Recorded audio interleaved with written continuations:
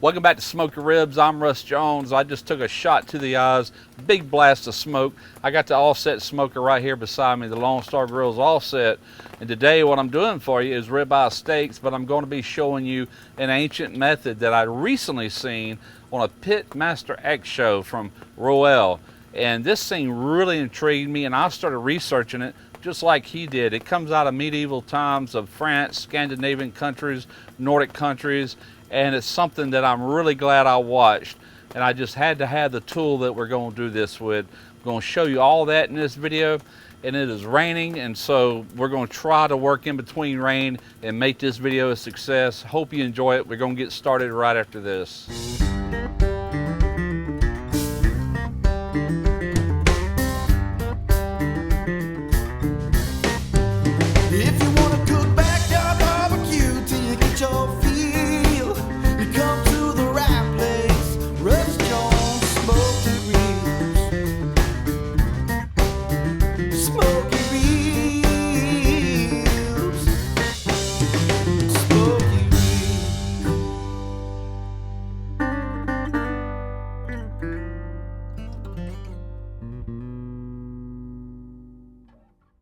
So we're going to be doing a reverse sear on these ribeyes. Good looking ribeyes. They had good color. I bought these here locally at a place up in Van Cleve, Mississippi, a little butcher shop. And they're not prime. They're actually a premium choice, or what I call a high-end choice, just under prime.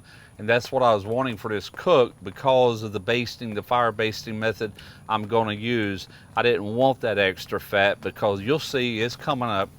But doing that, I'm also doing a single hanger steak from Wodagu. They supplied that to me. It's a small hanger steak, and I'm not going to remove the sinew and stuff in between. I'm just going to grill it as is. It's pretty small, but that's going to be some great flavor as well.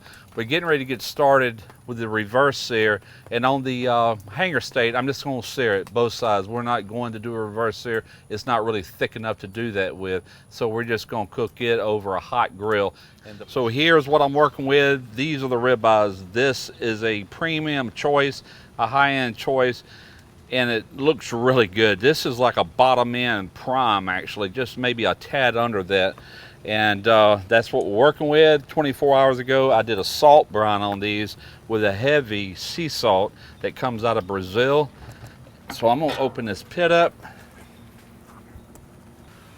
We're going to slide out our grate, and into here, we're going to place these steaks for a reverse sear. I will be putting a probe in at least 2 of these to kind of tell us where we're at.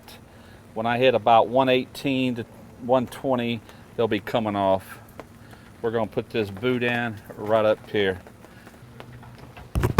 So here in a few minutes, I'm going to raise the lid so we can insert a probe on the steak all the way to the right, a steak all the way to the left, and that's going to give me some idea what's going on with the middle. And when they hit around 118 to 120, I'm going to pull them off. I'm going to let them rest, and we'll apply black pepper, a little bit of olive oil. We're going to get them ready to grill. Now you might be asking yourself, what is all this fire basting about? Well, let me introduce you to the flambadou.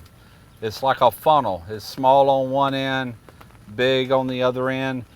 And I say big, it's really not that big. It's probably 1.5 inches at the top, all the way down to 1/4 at the bottom. And it's on this long rod. This is all carbon steel. Now earlier I took and put a thin coat of oil. I placed it in my smoker to give it somewhat of a seasoning so it don't rust. Now this seasoning on this is getting ready to be blown to pieces because I'm going to put this in the hot coals inside this firebox. Close the lid as much as I can. Let this thing get hot. And from there, hot fat goes in this. And as we're searing these, we're going to be basting it, and you're going to see that. And also, I'm doing 2 different things. On 2 steaks, I'm doing a bone marrow. It's a Wagyu bone marrow. The other 2 steaks, I'm using a fat from a Wagyu brisket that I had in the freezer, vacuum packed. So we're doing it 2 different ways. You could use bacon in this, you could use pork fat, you can do all sorts of things.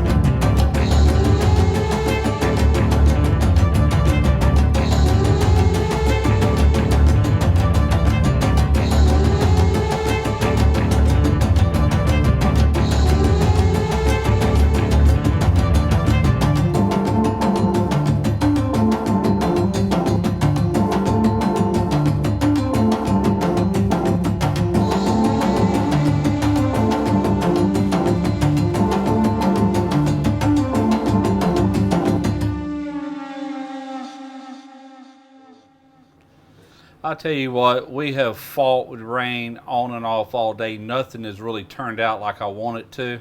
End up having to do all the sides and the inside, and didn't think I was going to be able to finish this video. So we're going to cut into it. I have a feeling it might be overdone in the middle, but we're going to see. And I'm mainly going by the temperature. I got sidetracked with the rain and everything just kind of went south. Yeah, I see a little pink in there, but it's more well than what I like it. I'm sure it's going to taste great. So let's try and see. It's tender. I can tell that just by cutting it. And once it blooms, it might get a little bit more color on it. It's nice and juicy.